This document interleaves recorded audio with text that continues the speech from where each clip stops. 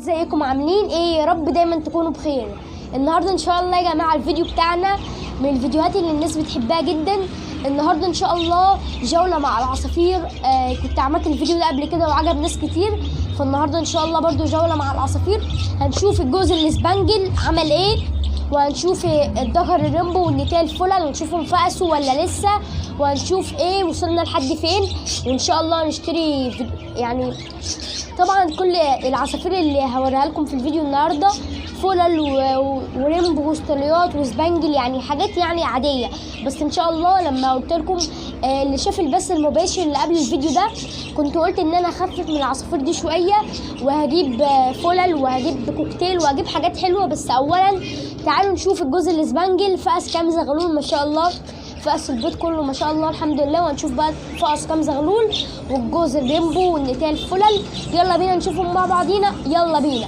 قبل ما نشوفهم السبسكرايب، انت مطنشني كده وبتتفرج وعاوز تشوف الانتاج وما عملت السبسكرايب، فاعمل سبسكرايب عشان تشوف الفيديوهات اللي جايه الجامده جدا. يلا بينا نبدا الفيديو مع بعضينا. ما شاء الله يا جماعه هو ده الجوز الاسبانجل. معلش بقى لو الصوت بتاعي مش واضح شويه لان صوت العصافير مغطي على الصوت بتاعي وكده، وصوت التكاتك والعربيات والرصيف مغطي على صوتي وكده. فاول حاجه تعالوا نشوف الاول الجوز ده فقس كام زغلول. قبل ما نفتح العش ما تنساش تقول بسم الله ما شاء الله، بسم الله ما شاء الله، بسم الله ما شاء الله، ما شاء الله، ما شاء الله، ما شاء الله. 6 فروخ طبعا زي ما انتم شايفين، بسم الله ما شاء الله. 6 فروخ بادجي زي ما انتم شايفين، يعني حاجه. يعني الجوز ده عايز مكافأة، الجوز ده عايز مكافأة. تعالى يا عم خد مكافأة اهو، ولا تزعل يا عم خد مكافأة خيارة خدي خد.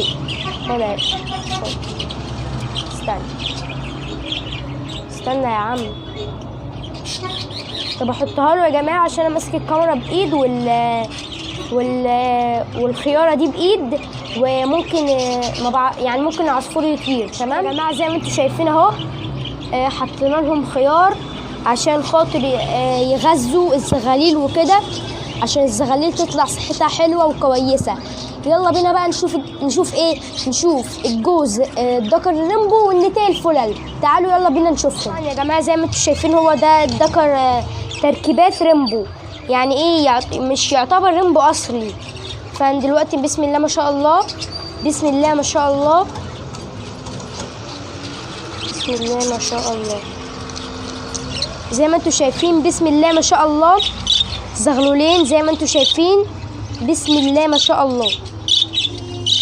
زي ما انتم شايفين لسه ناقص 3 بيضات وزغلولين اهم زي ما انتم شايفين اهو. تمام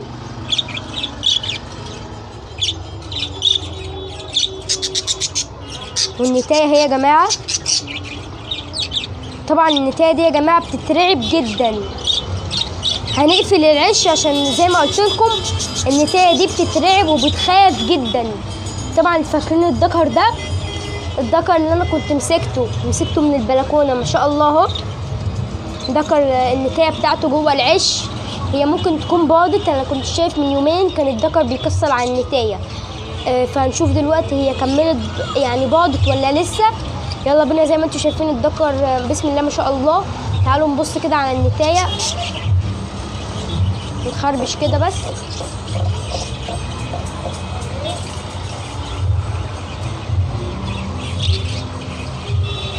بسم الله ما شاء الله يا جماعه زي ما انتم شايفين النتايه باضت اهي، اول شغلها اول بيضه. طبعا انا ما كنتش حاطط نشاره وكده، فهنحط لهم حبه نشاره صغيرين خالص. نحط لهم، هنجيب النشاره يا جماعه هنحط لها نشاره بس.